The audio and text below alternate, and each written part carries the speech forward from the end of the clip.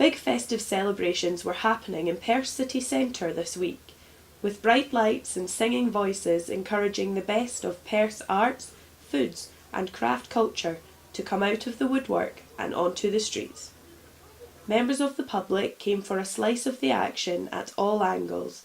As a huge part of the winter celebrations, the Perth Winter Cake Fest encouraged dozens of bakers of all abilities to reproduce their favourite building or place in Perth and Kinross in cake form, celebrating a range of local events such as the 150th anniversary of Perthshire Rugby Club left people chomping at the bit to find out more.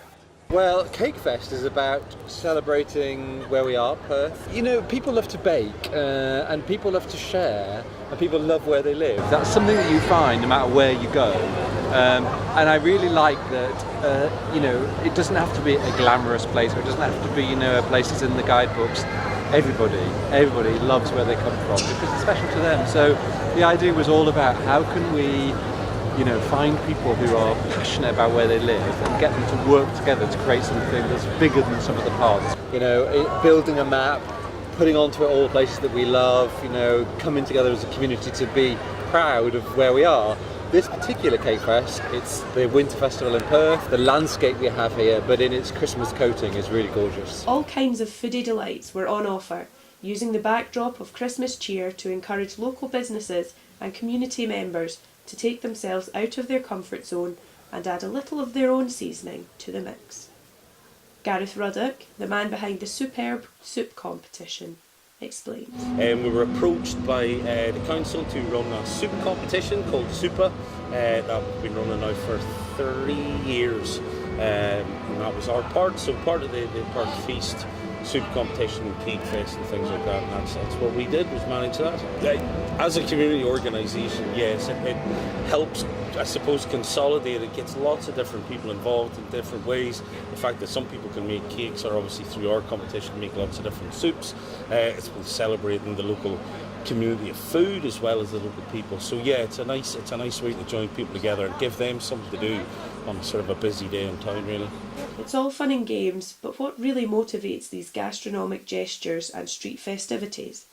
Michael Boyle has been events officer and has overseen the festive weekend for the last 4 years, and so explains why he keeps coming back for more. Yesterday was the Christmas light switch on in Perth, an absolutely fantastic event that generates 1.6 million for the community, so absolutely fantastic. Today we moved on to day 2 of our Christmas lights weekend, an absolutely fantastic festival involving Cake Fest, our annual soup festival, we've got Christmas markets, chocolate and gin festival. We've tried to develop this over the last 4.5 years. It's been an absolutely fantastic event. Very community. For example, today the emphasis shifts to the community, so we've got 16 local bands on showcasing in their entertainment value. Very much creative talent here in Perth and Kinross, and our dance academies were on show yesterday, both in the parade and live on stage. It's very much community appeal, and we tried to showcase Perth and Kinross for all our visitors that come to the area. From using food to spread Christmas cheer to launching the city's first celebration of Chinese New Year, Perth is lit up from now until the end of February next year. A small city with a big personality. Mary Mulhern, That's TV.